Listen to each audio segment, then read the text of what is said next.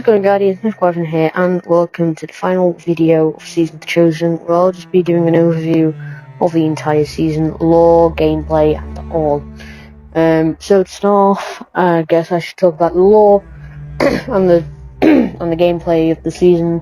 So so this season started off with basically Zavala and Keitel, the new emperor or empress, I should say, of the Cabal's Red Legion, after something happened with Callus that we don't know, because it's Callus and he's just magically vanished into thin air once the Darkness Pyramid ships invaded at the end of Season of Arrivals.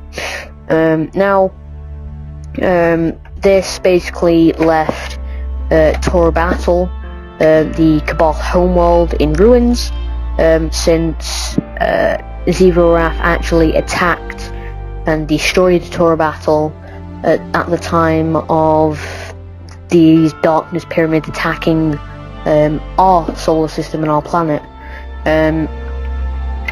This left the Cabal forces devastated and seeking sort of shelter. I wouldn't really say like shelter, but like seeking help and alliance with us Guardians. And Osiris convinces Zavala to say no because, yeah, Keitel did kind of betray her own father and, you know, made Gaul the Red Legion leader, and he was the one that took over the Traveller and nearly killed us all. So, Zavala quickly said no, and then we stepped into another war with Cabal. It's like the third one we've done, and it's been 7 years. We've basically been tasked with killing Keitel's War Council, and then at the end of the seasonal story, Zavala and Keitel had a bet, basically saying, you know, if we kill her final member of the War Council, her chosen warrior, then she leaves us alone, and she's not allowed to bother us again. But if her chosen kills us, then Zavala has to take a seat on her war council, and that basically means that the tower is in her hands and the entirety of the last city. So it could be a good thing, it could also be a bad thing, since we have seen Friendly Fallen before. I guess Varix is sort of one. We've got Mithrax coming next season, and we've seen a few others like that one in the lore where it's like Cade or something teamed up with them, and it turns out that was like Mithrax or something, and they started like the House of Lights or whatever. But yeah, there's been quite a few Friendly Fallen, like Spider, which I guess he's kind of friendly, but he's more like Varix, that he probably would betray us, and he doesn't like us since we took his precious crow from him at the end of last season. But yeah, honestly, this season, like, it's an 8 out of 10. It's never going to beat Season of Arrivals. That is an 11 out of 10 season. It's probably not going to beat next season, since it seems like it's already going to be a good one. I like anything Fallen. If you've read the name of my clan, if you've seen any of my cosmetics, you know I like the Fallen. And it's actually my favourite race of all of Destiny, which is it's actually closely tied with the Vex, because the Vex are very interesting. But yeah, so it's probably not going to be out that, and especially since we're getting Vault back next season, we're getting Transmog, we're getting stasis weapons and all this things being hyped up about, so that's probably going to be an 11 out of 10 season. So I'm very excited for that, as you can tell. But yeah, I guess we should just move on to my favorite builds.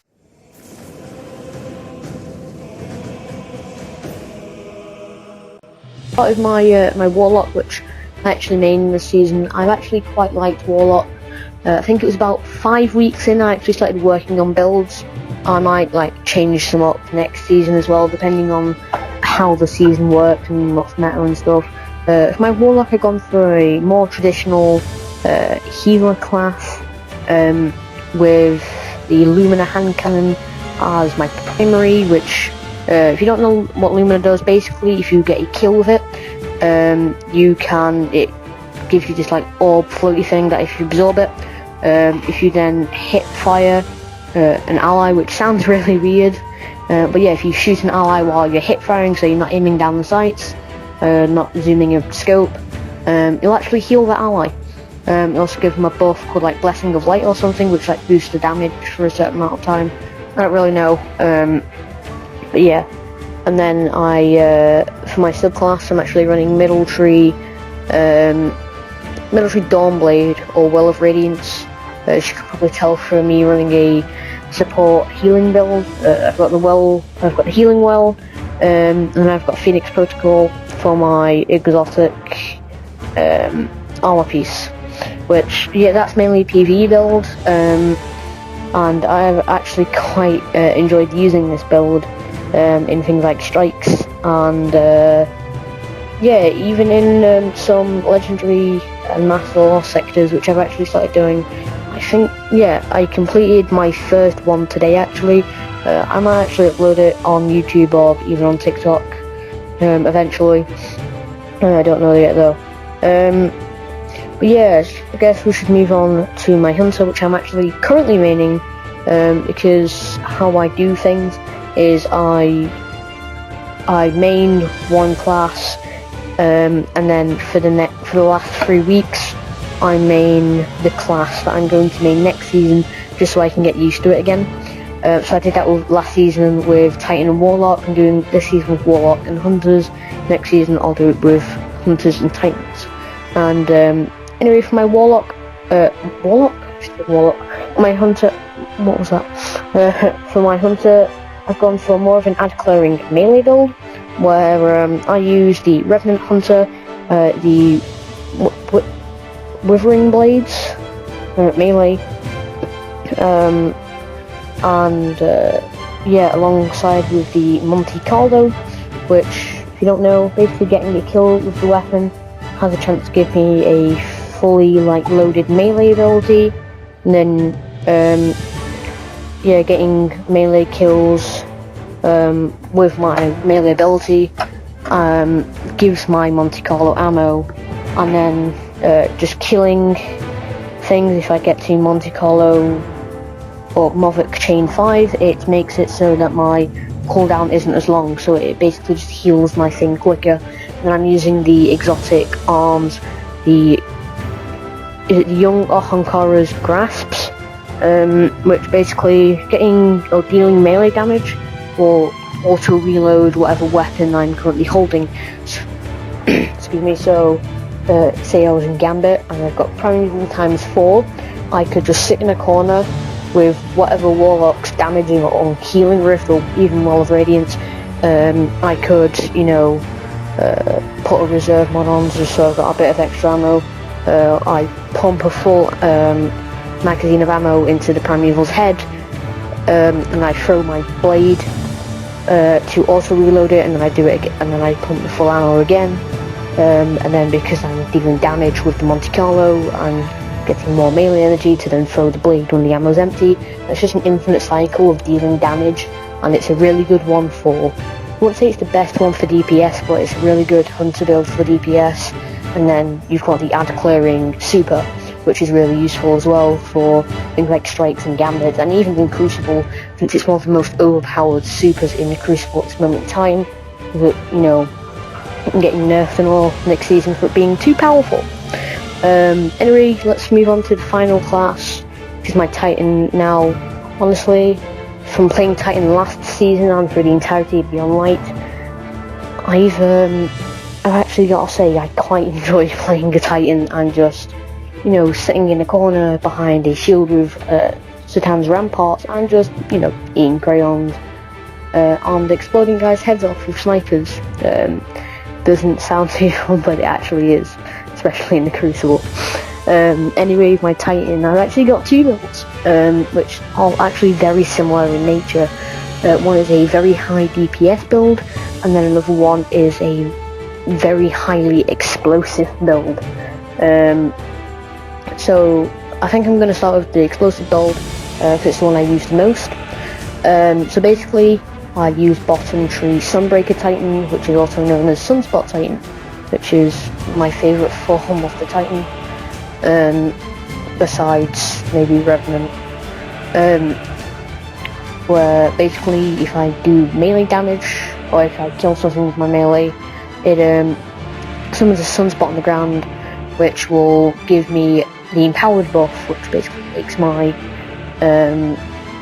weapons deal a bit more damage, and makes enemies deal a bit less damage to me, which is really useful, especially when paired with a Warlock healing role, for, optimal, healing and damaging at the same time. Obviously, it's not the best, because, you've got Elf Radiance and Weapons of Light and whatnot, but it's good for just, nailing class ability together. And speaking of class ability, I'm using the full barrier, and for my grenade for this build, I either use the thermite grenade or the fusion grenade. I mainly use the thermite grenade just because I like being able to just, create a wall where nothing can walk past it, without dying, mainly, any, minor, or even is it the field enemies? I can't remember what they're called now. But yeah, any, weak enemies like Troll and Scion. For my primary, for this build, I mainly use a shotgun, even a sniper sometimes. And then for my exotic, I'm using actually quite a lot of different weapons. I've used the exotic Hanken Sunshot, the exotic fusion rifle Jotun, or the exotic bow Tuku's Divination. I think there's also another one I use, I can't remember what it is now. Oh wait, no, it's the Polaris Lance. I almost forgot it. Yeah, so the Polaris Lance, I'll put what they do on screen because there's no point in me reading it out to you, because it's just going to take a long time for me to find them and then read them out. It's going to waste time on this video. Yeah, and then for my exotic, I use, I can't remember it's called now, the exotic leg armor that you get from completing the Shadowkeep campaign, if you put on a Titan.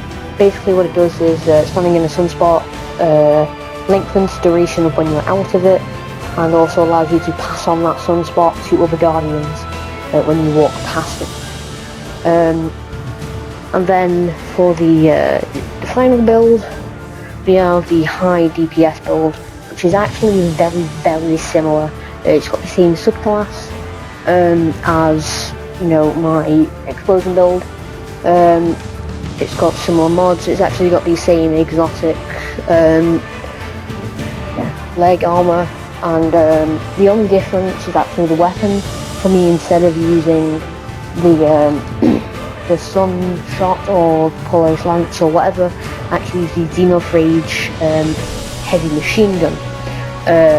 If you don't actually know, this is a very, very powerful weapon for DPS, and along with its ability to create Warmind cells with the Rage or Wrath of Rasputin, I can't remember which one it was, it's one of those two. Yeah, it's basically very overpowered. Anyway, I think that's everything from this season. Obviously there's other bits of lore, like what's happening in the Presage mission, and yeah, how Savala nearly got assassinated twice by a Scion, and saved both times by Crow. I'll touch on that in different videos later on.